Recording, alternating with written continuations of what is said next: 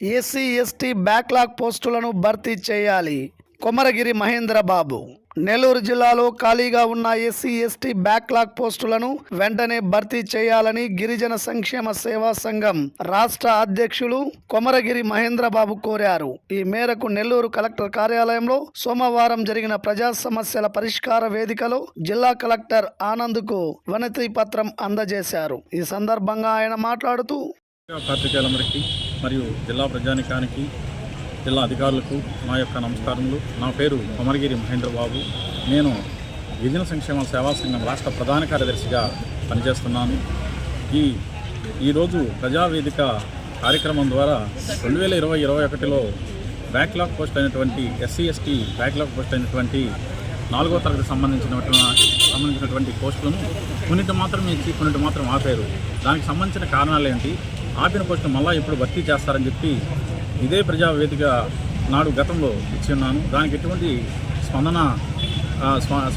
స్పందించలేదు మన ఎస్సీ సంక్షేమ శాఖ అధికారుల వారు. అది గ్రీవెన్స్ ద్వారా ఇస్తే కేవలం రిజిస్టర్ పోస్ట్ ద్వారా ఎండార్స్మెంట్ పంపడం అది ఎంతవరకు న్యాయము? అందుకని మాకు సరైన సమాచారము, సరైన ఆధారాలు లేనందున రెండవసారి ఈరోజు కూడా కలెక్టర్ వారి దృష్టికి తీసుకురావడం జరిగింది.